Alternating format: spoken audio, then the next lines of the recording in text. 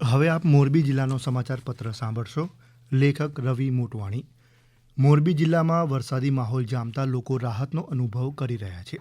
શહેરમાં હાલ 1.5 ઇંચ જેટલો વરસાદ થયાના અહેવાલ છે. ગ્રામ્ય વિસ્તારમાં પણ વરસાદ થતાં ખેડૂતોમાં આનંદની લાગણી જોવા મળી.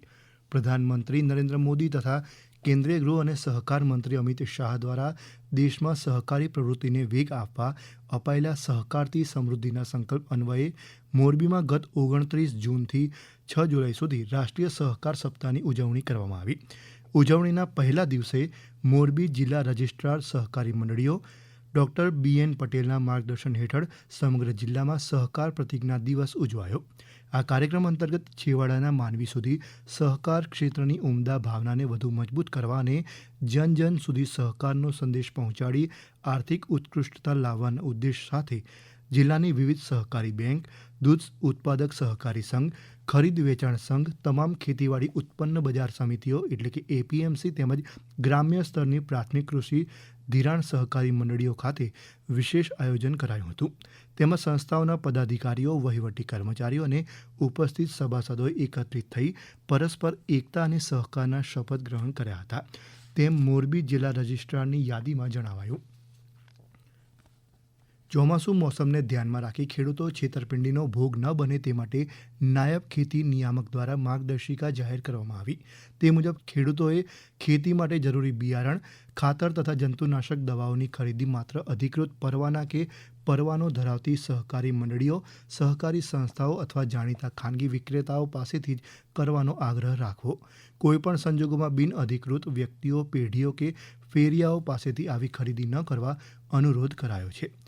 જિલ્લાને પ્રવાસન નકશા પર વધુ સુદૃઢ સ્થાન અપાવવા અને અહીંના ઐતિહાસિક વારસાના જતન માટે કલેક્ટર કચેરી ખાતે કલેક્ટર સ્વપ્નિલ ખરેની અધ્યક્ષતામાં પ્રવાસન વિકાસ સોસાયટીની સમીક્ષા બેઠક યોજાઈ ગઈ. તેમાં કલેક્ટરે પ્રવાસન સોસાયટીના વર્તમાન વિકાસ કાર્યોની સમીક્ષા કરી હતી. તેમણે વાંકાનેરના પ્રખ્યાત ધાર્મિક સ્થળ લાલજી ભગતની જગ્યાના સર્વાંગી વિકાસની દરખાસ્ત તૈયાર કરી ગુજરાત પવિત્ર યાત્રાધામ વિકાસ બોર્ડને મોકલી આપવા ચર્ચા કરી. આ સાથે જ સુપ્રસિદ્ધ તીર્થધામ જડેશ્વર ખાતે ચાલી રહેલા પ્રવાસન વિકાસ કાર્યોની પ્રગતિ તેમજ મચ્છુ ડેમ 2 ખાતે પ્રવાસીઓ માટે આકર્ષક આઇલેન્ડ વિકસાવવા અંગે સઘન સમીક્ષા હાથ ધરી જરૂરી વહીવટી મંજૂરીઓ અંગે માર્ગદર્શન આપ્યું હતું. આ બેઠક દરમિયાન પ્રાસંગિક સૂચન આપતા રાજ્યસભા સાંસદ કેસરી દેવસિંહ ઝાલાએ કહ્યું હતું કે મોરબી જિલ્લો અદ્ભુત સાંસ્કૃતિક વિરાસત ધરાવે છે. આ જગ્યાઓને ઓળખી તેની યોગ્ય યાદી બનાવવી જરૂરી છે જેથી આ હેરિટેજ સ્થળોનું સુવ્યવસ્થિત પુનઃસ્થાપન અને સમારકામ કરી શકાય. દેશને ક્ષયમુક્ત કરવાના હેતુસર કાર્યરત ક્ષયમુક્ત ભારત અભિયાન અંતર્ગત મુખ્ય જિલ્લા આરોગ્ય અધિકારી અને જિલ્લા ક્ષય અધિકારીના સંયુક્ત માર્ગદર્શન હેઠળ નવા બસ સ્ટેન્ડ ST ડેપો ખાતે મહાઆરોગ્ય શિબિર યોજાઈ ગઈ. જન જન કા રખે ધ્યાન ટીબી મુક્ત ભારત અભિયાનની રાષ્ટ્રીય વિષયવસ્તુ હેઠળ યોજાયેલી આ શિબિરમાં ST નિગમના 145થી વધુ કર્મચારીઓ અને અધિકારીઓએ તપાસ કરાવી હતી.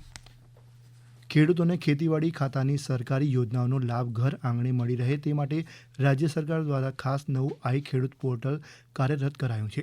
આ અદ્યતન પોર્ટલ પર આ વર્ષે ખેતીવાડી વિભાગની મહત્વાકાંક્ષી એવી મિશન ફોર કોટન પ્રોડક્ટિવિટી કપાસ ક્રાંતિ યોજનાના નિદર્શન ઘટક હેઠળ સહાય મેળવવા ઈચ્છતા ખેડૂતો માટે ઓનલાઈન પ્રક્રિયા હાથ ધરાઈ છે. આ યોજના હેઠળ લાભ મેળવવા ખેડૂતો 24 જુલાઈ સુધી ઓનલાઈન અરજી પત્રક ભરી શકશે. હમણાં જ આપ મોરબી જિલ્લાનો સમાચાર પત્ર સાંભળી રહ્યા હતા, જેના લેખક હતા રવિ મોટવાણી. આ પ્રસારણ આકાશવાણીના અમદાવાદ વડોદરા કેન્દ્ર પરથી કરવામાં આવ્યું.